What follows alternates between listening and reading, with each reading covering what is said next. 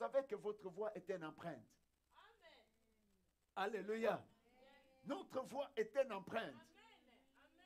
Combat pour vaincre avec ta voix. C'est ça notre thème.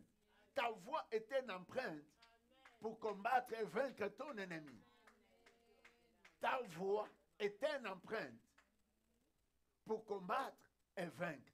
C'est ce qui fait que la Bible est en train de dire, Dieu t'a donné la bouche ou la voix avec lequel personne ne pourra te contredire, ni te résister. Pour dire qu'il y a la puissance là.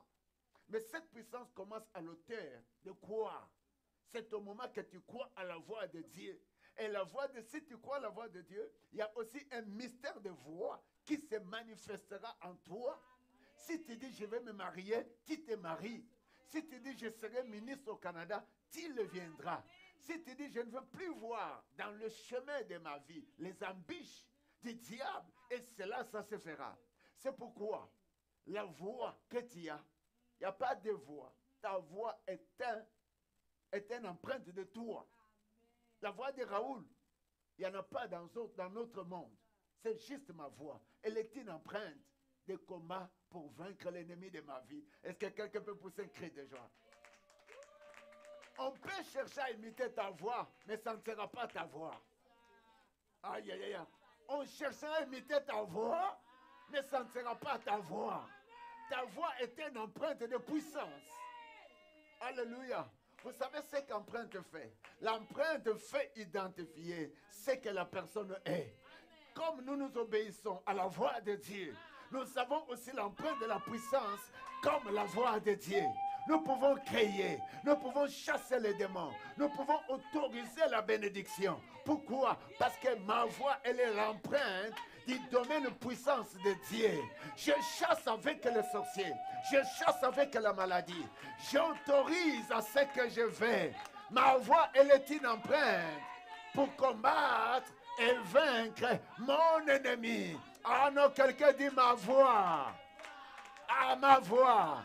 Elle est une empreinte pour combattre et vaincre mon ennemi. Encore ma voix, elle est une empreinte. Ce que je fais, je l'autorise dans ma vie, dans mon corps, sur mon chemin, au nom puissant de Jésus-Christ de Nazareth. Ah non, si tu peux comprendre ces choses,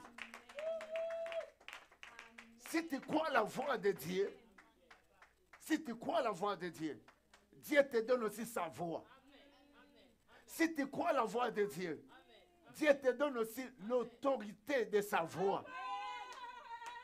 Alléluia. C'est pourquoi ta voix est ta voix unique. Elle est une empreinte. L'empreinte fait identifier la vraie personne que je suis. Ma voix peut identifier la vraie personne que je suis, moi, Raoul. Il n'y a pas deux voix que Raoul a. Non, Dieu est un Dieu merveilleux.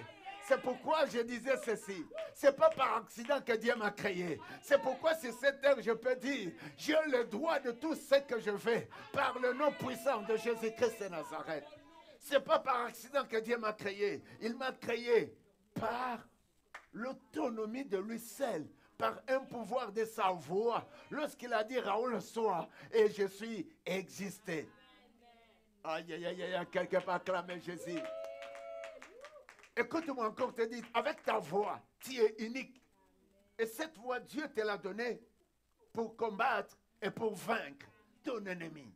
Et cette voix, Dieu t'a donnée pour que tu dis aux montagnes, montagne, déplace-toi ici, tombe dans la mer et les montagnes tomberont. Donc pour dire que tu as l'autorité en toi. Ah, quelqu'un pouvait pousser un cri de joie.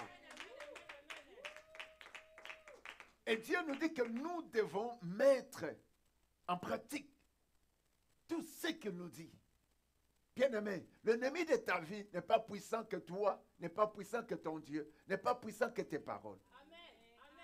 Et c'est pourquoi la Bible dit encore, c'est pourquoi la Bible dit encore, la vie et la mort sont au pouvoir de la langue. Et si tu veux chasser tous les embûches sur ta route, la route c'est ta vie, la route c'est ta destinée, la route c'est tout ce que toi tu fais, c'est ta vie et ta destinée. Alors tu n'autoriseras jamais les embûches du diable. Mais si tu crois à ce Dieu-là et tu obéis à sa voix, et le Seigneur, c'est lui qui viendra pour vous préserver de toute attaque. Quelque part, clamez cela. C'est seulement Dieu qui peut se manifester pour arrêter toutes les attaques. C'est pourquoi un chrétien qui obéit à la voix de Dieu, et Dieu marchera avec cette personne. Écoute bien aimé, les parents peuvent dire, comme je disais, ce qui vient d'arriver, ta mère dit, c'est par accident, parce que j'avais déjà conçu mes enfants.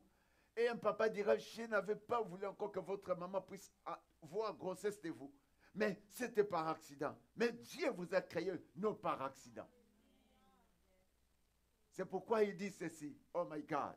Il est en train de dire ceci. Il nous a créés à sa ressemblance. Alléluia.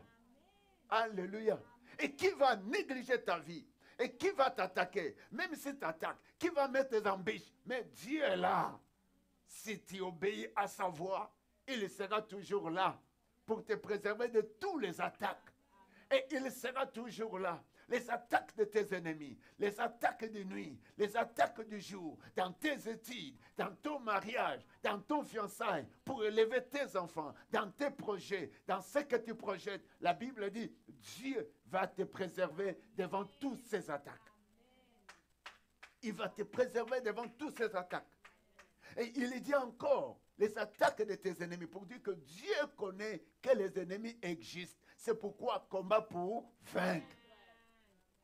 Et si tu laisses ta vie dans la distraction, comme je disais tantôt, vous qui venez d'arriver, et vous qui vous écartez dans le nombre de ce que vous pouvez faire dans la maison de Dieu, vous êtes à côté, vous vous faites un danger. Parce que le diable commence à vous extraire, à vous écarter pour vous donner la léthargie ou la faiblesse. Parce que de ne rien faire dans l'église, de ne pas annoncer l'évangile, de ne pas approcher les autres, de ne pas témoigner votre église, de ne pas donner à Dieu.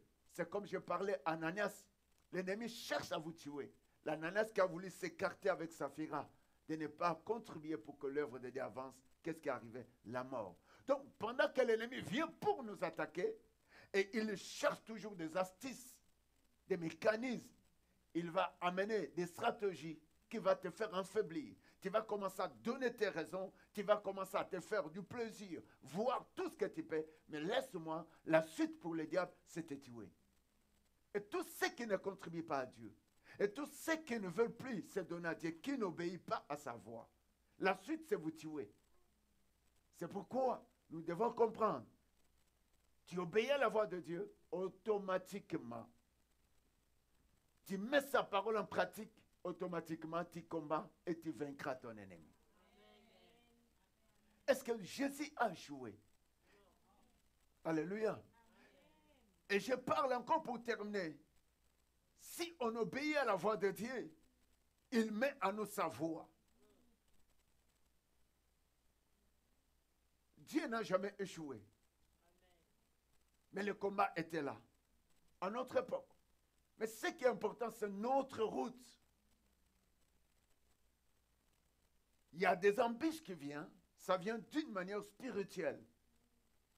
Et il y a des attaques qui arrivent, ça arrive d'une manière spirituelle. Ouais, tu peux trouver quelqu'un à l'école. Aujourd'hui, j'entendais l'information, j'ai retourné dans ma voiture, on est en train de dire, on a tabassé un enfant dans la cafétéria.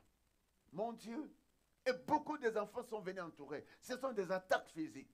Mais ça pouvait commencer diaboliquement aussi. Et il y a d'autres choses, ça arrive, c'est diabolique, on ne peut pas le comprendre. Mais vous vivez des attaques. Mais il y a des attaques qui peuvent être physiques, qui peuvent être morales. Mais dans toutes ces choses, si tu as la voix de Dieu et tu obéis à sa voix, bien aimé, le Seigneur sera capable de nous préserver devant toutes ces attaques que l'ennemi veut amener vers nous, vers ce que nous voulons, vers là où nous nous arrivons et vers notre route. Et Dieu va balayer tous les embûches. Quelque part, acclamer c'est Dieu.